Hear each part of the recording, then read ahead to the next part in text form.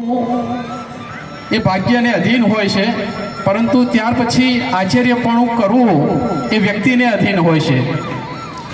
શશિકાંતભાઈ ખૂબ શ્રેષ્ઠ આચાર્ય તરીકેની ભૂમિકાઓ આ સંસ્થાની અંદર એમને ભજવી છે, જે મેં નજરે નિહાળ્યું છે, જોયું છે.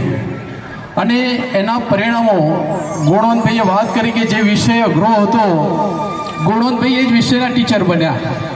માર ખાઈને પણ એ જ વિષયના ટીચર ક્યારે બની શક્યા, તો એનું ઉદાહરણ કહી શકાય કે શશિકાંત સાહેબ હોત તો જ આ શક્ય બન્યું છે. એટલે વહીવટી રીતે પણ ખૂબ કુશળ રહે છે. આમ કહી શકાય કે બાળકોનો સર્વાંગીણ વિકાસ માટેની કોઈ પણ પ્રવૃત્તિ હોય, કોઈ પણ તક હોય, એમને જતી કરી નથી. અને અનેક પ્રકારની પ્રવૃત્તિઓથી આ સંસ્થાને હંમેશા એમને ધબકતી રાખી છે. કોલેજ સ્કૂલની બાજુમાં એકદમ નજીક રહે છે અને એમનો સ્વભાવ છે કે ક્યારેય શાંત બેસવાના નથી.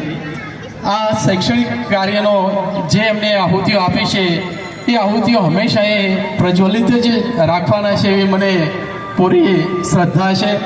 જ્યાં જ્યાં પણ મને જ્યારે પણ ક્યારેક જે પ્રસંગોની જરૂર પડી છે, ત્યારે એક મિત્ર તરીકે તો ઠીક છે, પણ એક ભાઈ તરીકે પણ તેઓ હંમેશા મારી સાથે ઊભા રહે છે અને મદદ કરી છે.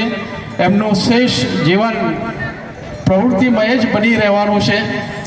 આપણે માત્ર પ્રાર્થના એટલી કરવાની ઈશ્વરને કે ઈશ્વર એમને ખૂબ સરસ મજાની તંદુરસ્તી આપે, જેથી આ સમાજ અને રાષ્ટ્રને એમની સેવાનો લાભ વધુને વધુ મળતો રહે.